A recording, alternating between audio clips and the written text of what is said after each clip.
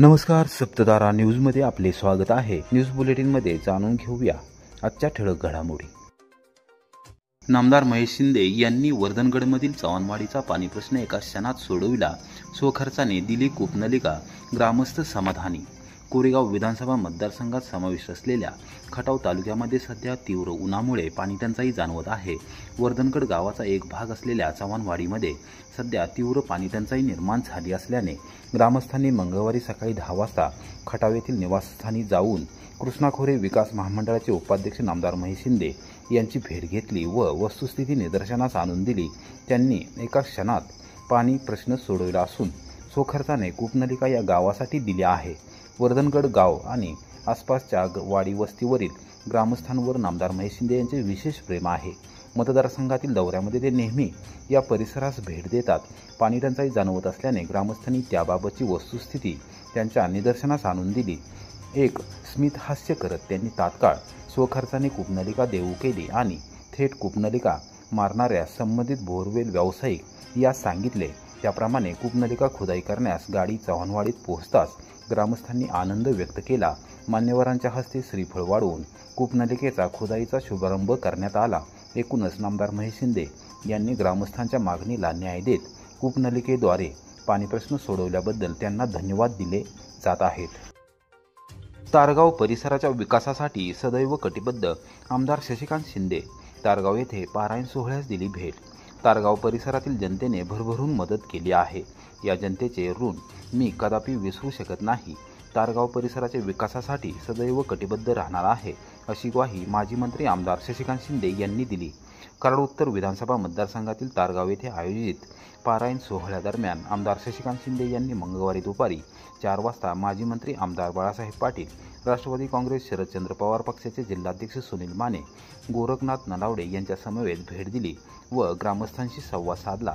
सातारा लोकसभा मतदारसंघाच्या निवडणुकीत तारगाव ग्रामस्थांनी केलेल्या सहकार्याबद्दल त्यांनी आभार मानले। यावेळी त्यांनी अडीअडचणी जाणून घेतल्या। ग्रामस्थांच्या वतीने त्यांचा यथोचित सन्मान करण्यात आला। कार्यक्रमास तारगाव पंचक्रोशीतील विविध संस्थांचे पदाधिकारी, कार्यकर्ते व ग्रामस्थ यावेळी उपस्थित होते। सातारा हैदराबाद आंतरराज्य मार्गावर चांगल्या आणि सुस्थितीमधील एसटी बसेस देणार प्रादेशिक व्यवस्थापिका यामिनी जोशी कोरेगाव आगारास दिली भेट। सातारा हैदराबाद सारख्या आंतरराज्य मार्गावर चांगल्या आणि सुस्थितीमधील एसटी बसेस दिल्या जातील। त्यांची वेळेवर देखभाल आणि दुरुस्ती केली जाईल। कोणत्याही परिस्थितीमध्ये प्रवाशांना प्रवासादरम्यान त्रास होणार नाही याची विशेष दक्षता घेतली जाईल, अशी ग्वाही महाराष्ट्र राज्य मार्ग परिवहन महामंडळाच्या पुणे प्रादेशिक विभागाच्या प्रादेशिक व्यवस्थापक यामिनी जोशी यांनी दिली। जोशी यांनी मंगळवारी सायंकाळी 5 वाजण्याच्या सुमारास कोरेगाव आगारास भेट दिली व प्रशासकीय कामकाजाची माहिती घेऊन आगार परिसराची पाहणी केली। आगार व्यवस्थापक शंकर यादव, वाहतूक निरीक्षक धीरज भुजबळ यांच्यासह वाहतूक आणि कार्यशाळा विभागाचे प्रशासकीय कर्मचारी, वाहतूक नियंत्रक यावेळी उपस्थित होते।